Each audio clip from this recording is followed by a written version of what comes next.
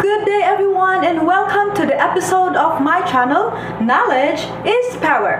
For those who are new to my channel, you are very much welcome. And for those who are with me from the very start, thank you so much everyone.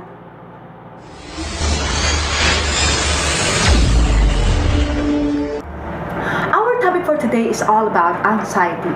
Once in our life, we become anxious, isn't it? But learning how to manage your anxiety is an important issue.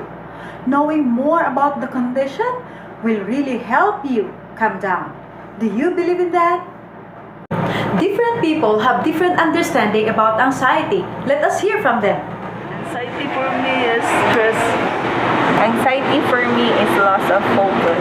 Anxiety for me is a feeling of nervousness, and it might cause you to sweat. Anxiety is parang kulang sa kumpiyansa sa sarili, parang may stress or depression na nararamdaman. Anxiety for me is stress.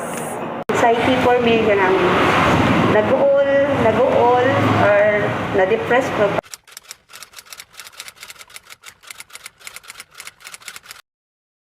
Of course, there are triggering factors to this anxiety. Some of these are work stress or job change, like change of schedule, layoff, and etc. Like what we are experiencing right now in this time of pandemic, wherein many of our kababayan are laid off from their work. It is really a contributory for this anxiety. Another one is the change in living arrangement. Yes, it is. Because of the adjustment that may cause this condition. Another is pregnancy and giving birth. Family and relationship problems are also common causes. Verbal, physical, emotional, sexual abuse or trauma. And of course, death or loss of loved ones.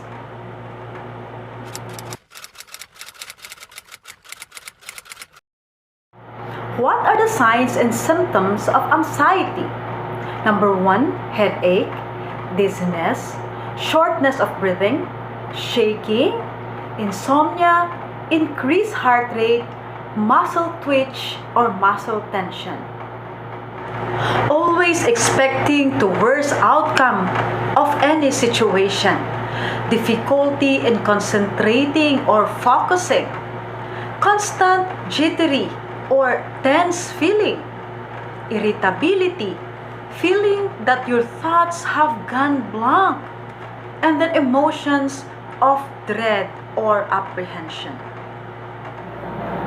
And here are the must-know of anxiety. Most anxiety attacks peaks after 10 minutes.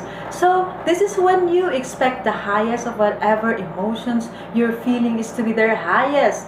Let's say, for example, worriness, irritability, loss of focus, as what they said, feeling of nervousness, stress out in general, and turn out to be depressed. After 10 minutes, you should start calming down a little bit. On average, anxiety attack don't last past 30 minutes. During the peak of your anxiety attack, symptoms can be so intense that make people feel like they have a heart attack. You are not having heart attack, my dear. Instead, it is an anxiety attack. But in this case, of course, we must have to rule out medical conditions such as cardiovascular diseases. Now, let us try to be more specific. Do you know that there are different levels of anxiety? We have mild anxiety, moderate anxiety, severe anxiety, and panic level anxiety. All of which help identify the specific distress or impairment that the feelings bring on. In mild anxiety may present as social anxiety or shyness and can be experienced in early childhood through adulthood. If we say moderate anxiety, an example for this is being unable to control their worriness or being unable to relax for several days or majority of the days but not daily. Severe anxiety is when you worry more than the situation warrants. Many people with anxiety disorder realize that they are worrying more than they should. Overly anxious thoughts may make you feel irritable and tired. What is panic level anxiety? It is characterized by frequent, recurring, and unexpected panic attacks, wherein there are signs and symptoms such as rapid onset of extreme fear, heart palpitation, and rapid breathing. Knowing the triggering factors, the signs and symptoms of anxiety, and many more, this can help you assist in your journey of managing your stress and anxiety, of course. So, ask yourself two questions. Number one, when does my anxiety seems to affect me the most? And number two is, at what age did I first notice my anxiety kicking in?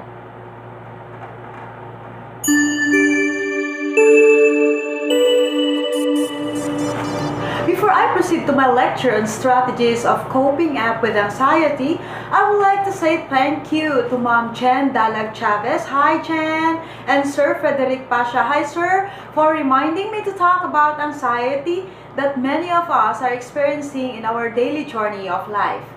Thank you very much for your support.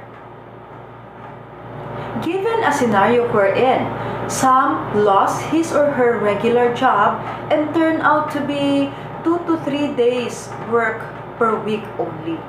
So, in situation we're in, no work, no pay, less working days, of course, less salary, but the expenses are the same.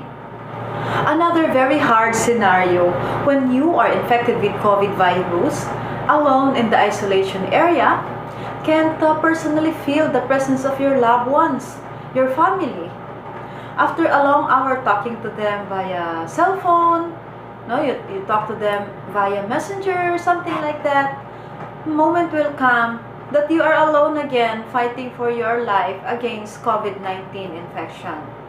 But always remember that even a simple scenario in life will make us anxious, especially if we are not used to this situation. Any adjustment will make us anxious. In moments like this, a lot of things will come into our mind. We become worried, uneasy, and some other signs and symptoms of anxiety may manifest. So the question is, how are we going to fight these feelings? It's so hard, right? How can we stop or even minimize thinking about our present situation in life? And here are some strategies that I have learned based on my research. Try to learn more about your anxiety. Keep a record when it happens. And how do you feel when this anxiety attack set in? If you do exercise before, like 15 minutes, something like that in a day, or try to increase the amount of exercises that you do. You can extend it into 30 minutes and even an hour, because this exercise requires some concentration, and this can take your mind off your anxiety or fear, isn't it? Another is learning relaxation techniques can help you with the mental and physical feeling of anxiety. It can help you just to drop your shoulders and breathe deeply. Inhale through your nose and exhale through your mouth. You can also try learning things like yoga, meditation, tai chi, massage, do a massage, no? Or listening to a relaxing music of your choice. That is the simplest way on how to do it. And you can do it alone in your room. No need to go out and have all of this. Number 3 is healthy eating. Eat lots of fruits and vegetables and try to avoid too much sugar. Resulting dips in your blood sugar can give you anxious feelings.